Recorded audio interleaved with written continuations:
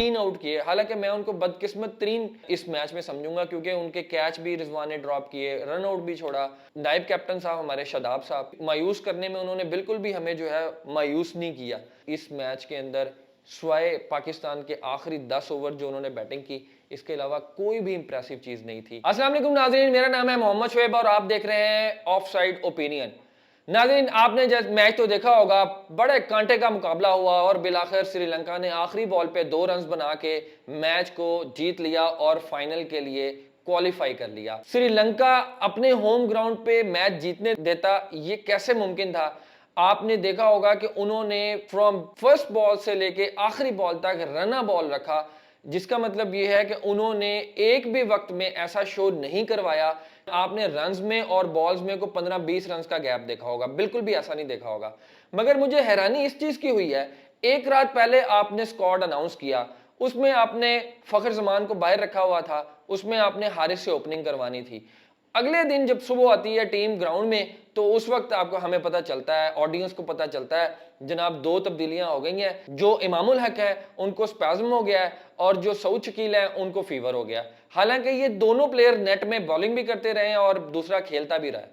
समझ नहीं आई अंदर खाते क्या खिचड़ी पक रही है, कोई पता नहीं है। उसकी वजह यह है कि जब से हमने इंडिया से शिकस्त फास्ट, जिसको मैं कहूंगा ओडीआई हिस्ट्री की सबसे बड़ी शिकस्त ली है, उसके बाद से हमें शायद वो संभलने का मौका नहीं मिल रहा, या उस जो खौल से निकलने का मौका नहीं मिल रहा, जहां हम इतने प्रेशर के अंदर हैं कि हमें श्रीलंका जैसी टीम के लिए 5 चेंजिंग्स करनी पड़ी एक रात पहले, जिसका बताया, और अगले दिन फिर 2 करनी पड़ गई। यानी कि वो जो पैनिक बटन है वो इस हद तक दब चुका है कि वो वापस आने का नाम ही नहीं ले रहा।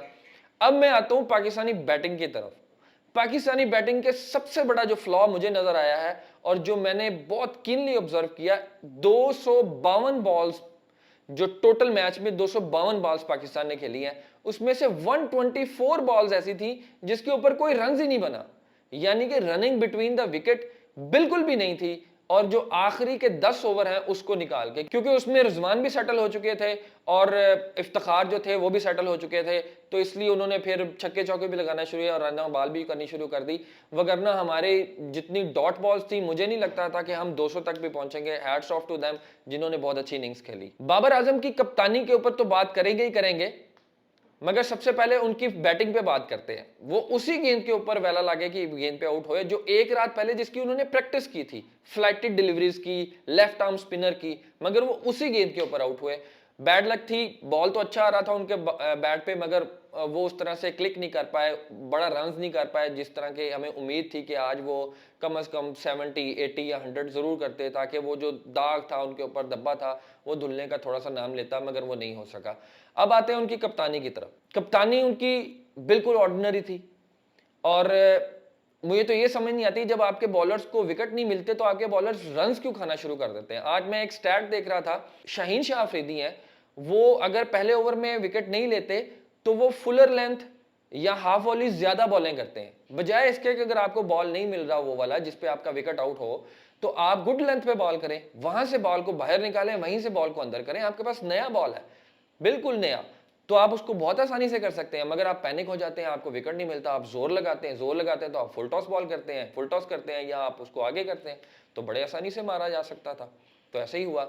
और फिर नायब कैप्टन साहब हमारे शादाब साहब मायूस करने में उन्होंने बिल्कुल भी हमें जो है मायूस नहीं किया। जिस तरह की उन्होंने पहले 3-4 ओवर किया, और वो हर बॉल पे कोशिश यही करते हैं कि मेरी गेंद जो है ना वो आगे पड़ के स्किड हो, जल्दी से टर्न ले ले, मगर ऐसे नहीं है। आप ये देखें कि यहीं पे इसी विकेट के ऊपर इफ्तिखार अहमद ने बॉल्स की हैं, फ्लाइटेड डिलीवरीज दी हैं, 3 आउट किए। हालांकि मैं उनको बदकिस्मत 3 इस मैच में समझूंगा, क्योंकि उनके कैच भी रिजवान ने ड्रॉप किए, रन आउट भी छोड़ा, मगर कोई इंप्रेसिव चीज़ पूरी मैच में मुझे नहीं नज़र आई। ये तो रना बॉल था और श्रीलंका पूरा एच टू एच चल रहा था और आखिरी बॉल पे उन्होंने 2 रन बना के मैच जीत लिया। अदरवाइज इस मैच के अंदर स्वाए पाकिस्तान के आखिरी 10 ओवर जो उन्होंने बैटिंग की, इसके अलावा कोई भी इंप्रेसिव चीज़ नहीं थी। अच्छा ये हुआ है कि हमारी जो बॉलिंग, जिसका इतना हवा बना हुआ था एशिया कप से पहले कि ये ना उखाड़ देंगे, पछाड़ देंगे, ये कर देंगे, वो कर देंगे, इस बॉलिंग के साथ हम फाइनल में नहीं पहुंचे। मुझे तो लगता है कि जो पहले 357 बने थे, अब शायद 400 ना बन जाते और एक ही टूर्नामेंट के अंदर पाकिस्तान दूसरी दफ़ा बहुत बड़ी शिकस्त है, तो 4 ना हो जाता। अगर आपकी कोई राय हो, किसी किस्म की कोई बात हो, इस व्लॉग के नीचे कमेंट में ज़रूर बताइएगा। अल्लाह हाफिज़।